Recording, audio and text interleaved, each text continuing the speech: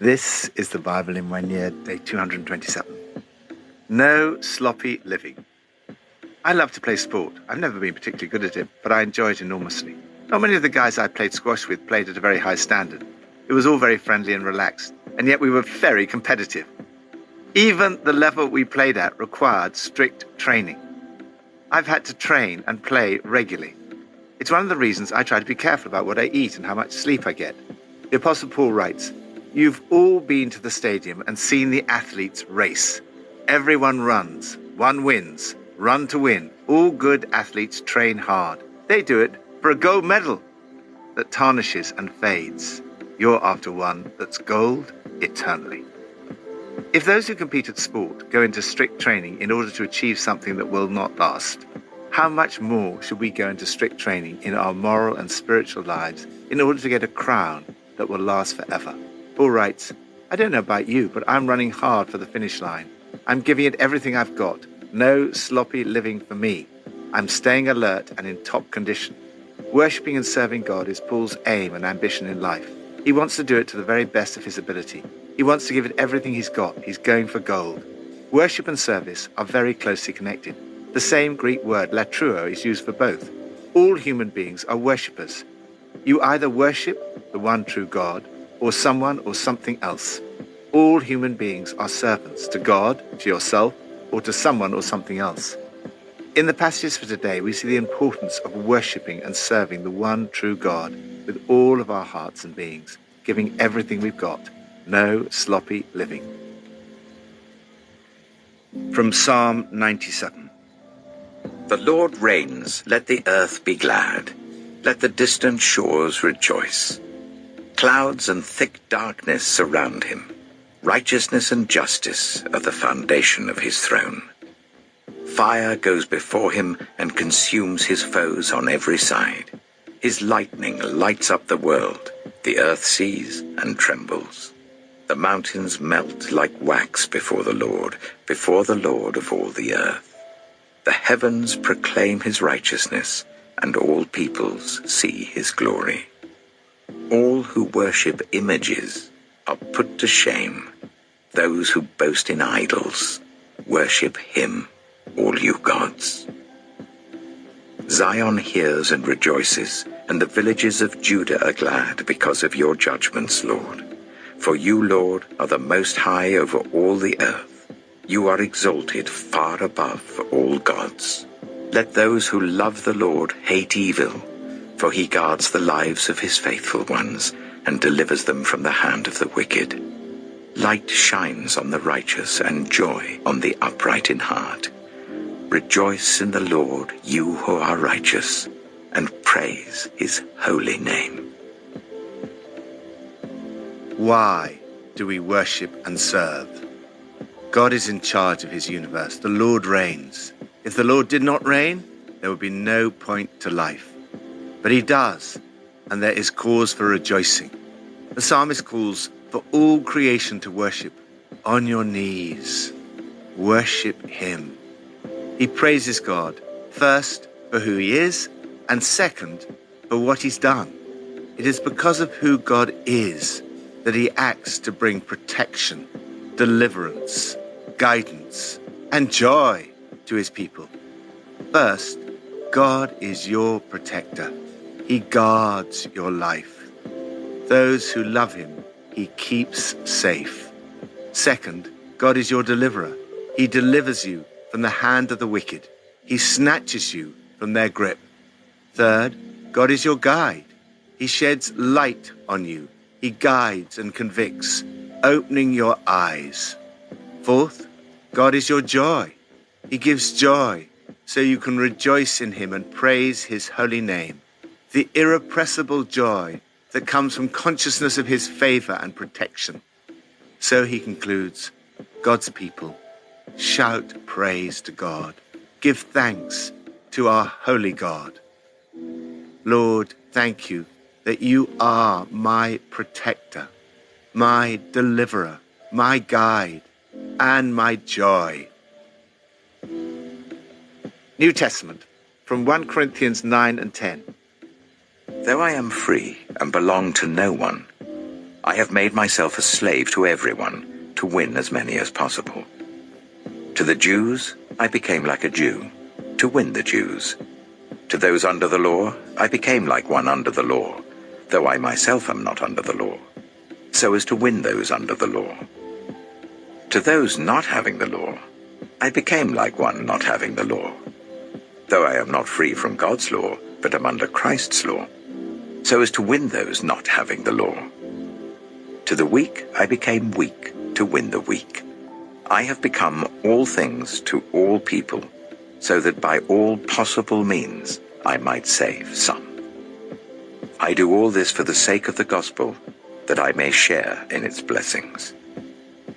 Do you not know that in a race all the runners run, but only one gets the prize?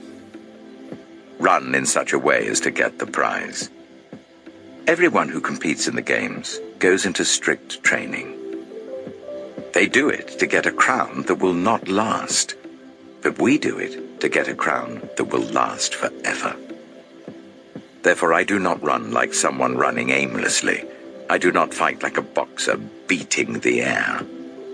No, I strike a blow to my body and make it my slave, so that after I have preached to others, I myself will not be disqualified for the prize.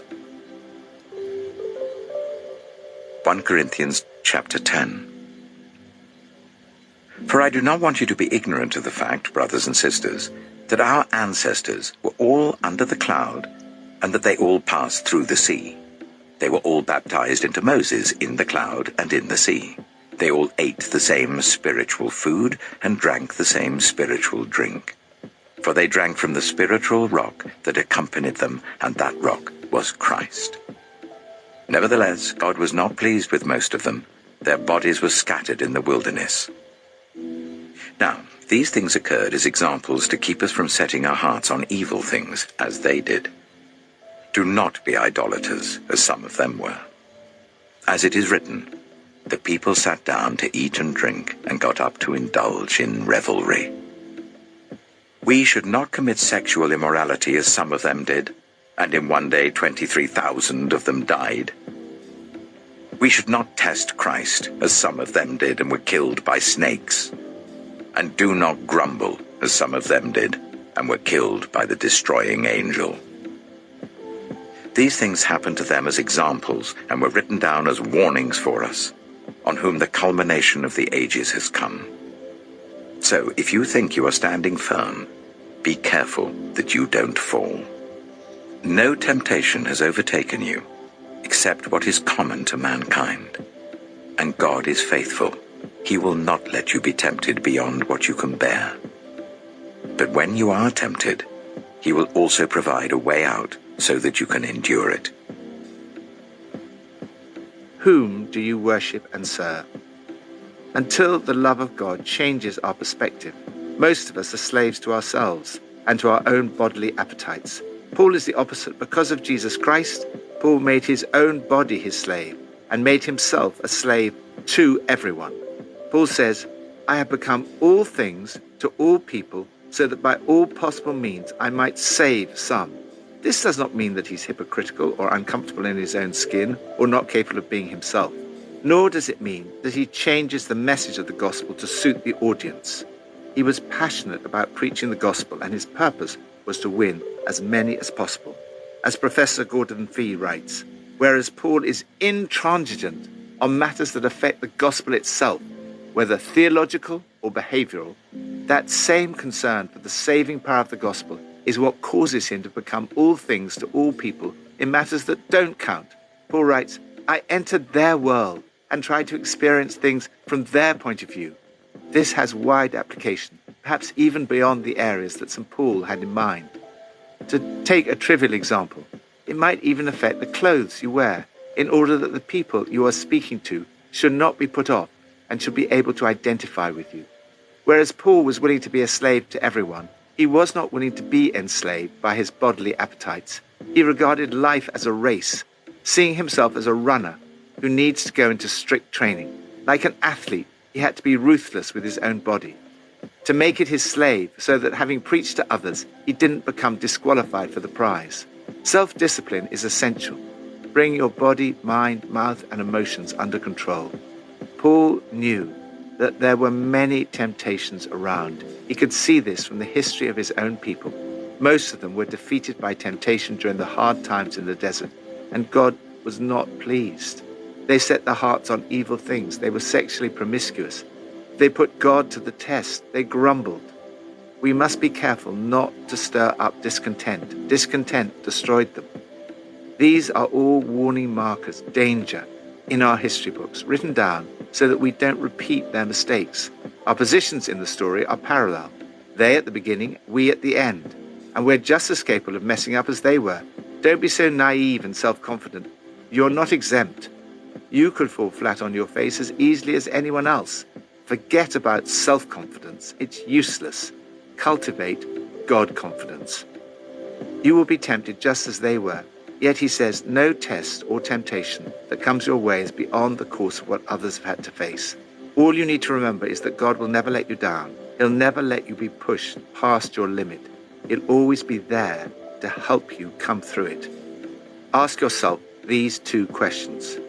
First, how can I ensure that I'm not enslaved by my own desires? Second, how can I serve everyone I come into contact with today? Lord, help me to go into strict training in order to win a crown that will last forever. Help me to avoid falling into temptation. Help me to worship and serve you, and you alone.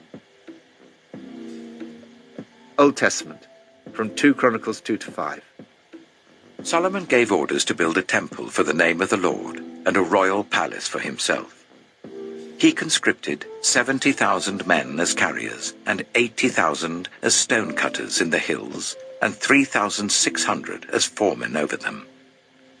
Solomon sent this message to Hiram, king of Tyre. Send me cedar logs as you did for my father David, when you sent him cedar to build a palace to live in. Now I am about to build a temple for the name of the Lord my God, and to dedicate it to him for burning fragrant incense before him, for setting out the consecrated bread regularly, and for making burnt offerings every morning and evening, and on the Sabbaths, at the new moons, and at the appointed festivals of the Lord our God. This is a lasting ordinance for Israel. The temple I'm going to build will be great, because our God is greater than all other gods. But who is able to build a temple for him, since the heavens, even the highest heavens, cannot contain him? Who then am I to build a temple for him, except as a place to burn sacrifices before him? Send me therefore a man skilled to work in gold and silver, bronze and iron, and in purple, crimson, and blue yarn, and experienced in the art of engraving, to work in Judah and Jerusalem with my skilled workers, whom my father David provided. Send me also cedar, juniper, and algum logs from Lebanon, for I know that your servants are skilled in cutting timber there. My servants shall work with yours, to provide me with plenty of timber, because the temple I build must be large and magnificent. I will give your servants, the woodsmen who cut the timber, 20,000 cores of ground wheat, 20,000 cores of barley, 20,000 baths of wine, and 20,000 baths of olive oil. Hiram, king of Tyre, replied by letter to Solomon.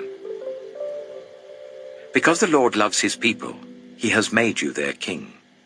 And Hiram added, Praise be to the Lord, the God of Israel, who made heaven and earth. He has given King David a wise son, endowed with intelligence and discernment, who will build a temple for the Lord and a palace for himself. I am sending you Huram-Abi, a man of great skill, whose mother was from Dan, and whose father was from Tyre. He is trained to work in gold and silver, bronze and iron, stone and wood, and with purple and blue and crimson yarn, and fine linen. He is experienced in all kinds of engraving, and can execute any design given to him. He will work with your skilled workers, and with those of my lord David your father.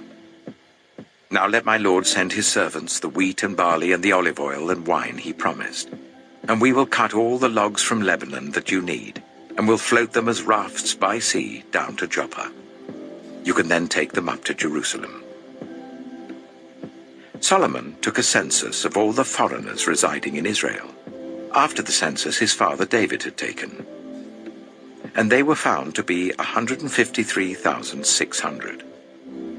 He assigned 70,000 of them to be carriers, and 80,000 to be stonecutters in the hills, with 3,600 foremen over them to keep the people working.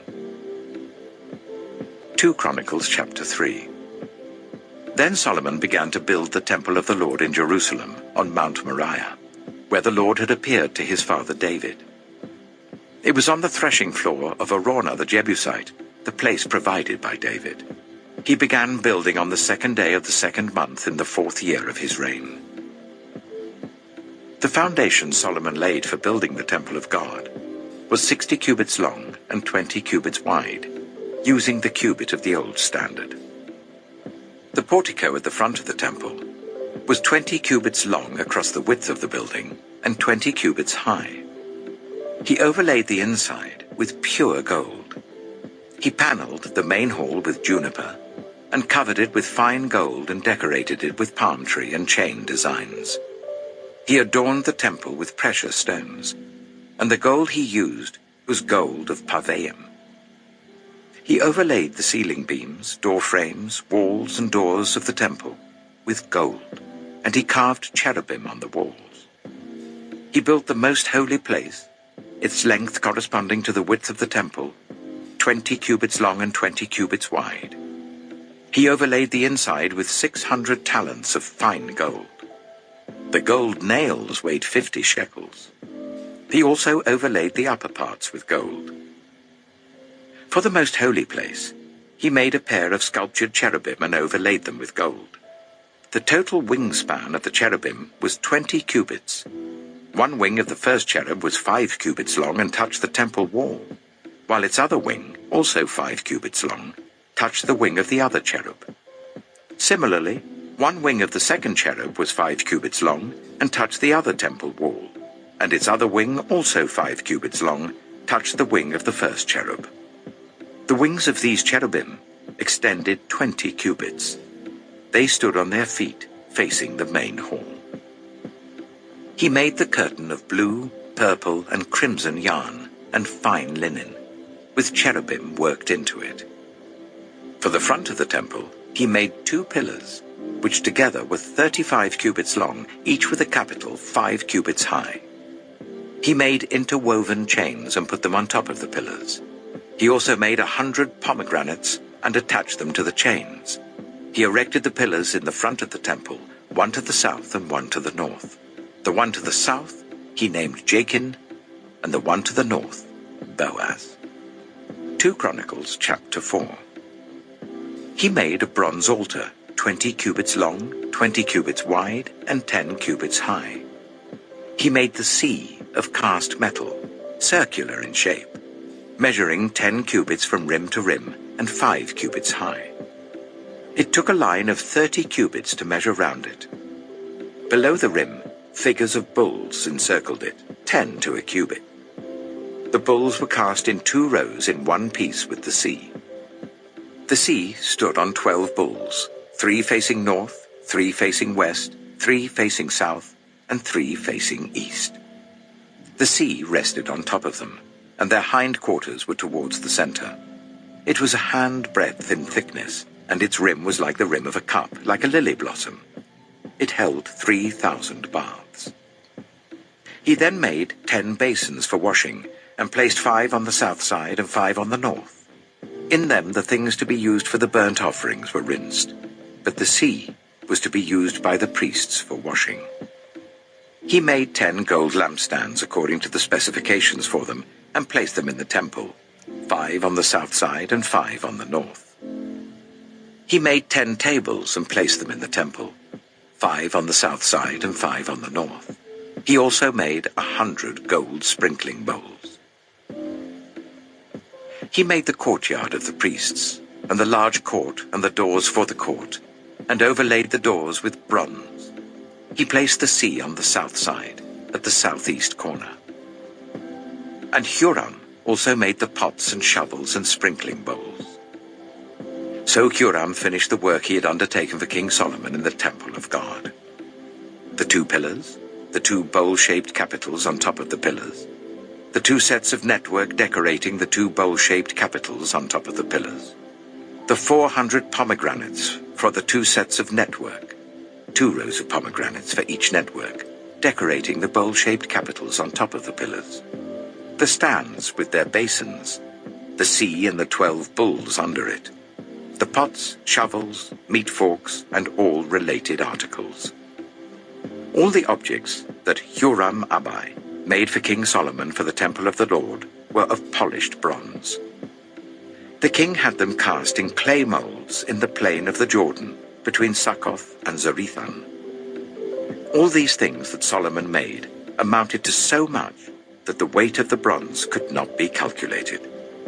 Solomon also made all the furnishings that were in God's temple: the golden altar, the tables on which was the bread of the presence, the lampstands of pure gold with their lamps, to burn in front of the inner sanctuary as prescribed, the gold floral work, and lamps and tongs. They were solid gold. The pure gold wick trimmers, sprinkling bowls, dishes, and censers, and the gold doors of the temple, the inner doors to the most holy place, and the doors of the main hall. 2 Chronicles chapter 5. When all the work Solomon had done for the temple of the Lord was finished, he brought in the things his father David had dedicated, the silver and gold and all the furnishings, and he placed them in the treasuries of God's temple. How do you worship and serve? One of the things I love and admire about many of the churches we've had the privilege of visiting is the model they set in terms of excellence in their worship. We try to emulate the great attention to every detail of their music, welcome, and recruiting and training of volunteers to ensure excellence in our worship. I love the diversity of worship that is found in different parts of the church. Ultimately, style is not important. Our worship should be excellent. It should be a high priority in terms of the use of our resources, because we do it in honor of God. As Solomon began building the house of worship in honor of God, he says, "The house I am building has to be the best, for our God is the best. The house I'm building is going to be absolutely stunning, a showcase temple." Achieving excellence took a great deal of material, time, and effort. It required extraordinary attention to detail. The smallest details must be of the highest quality in God's service.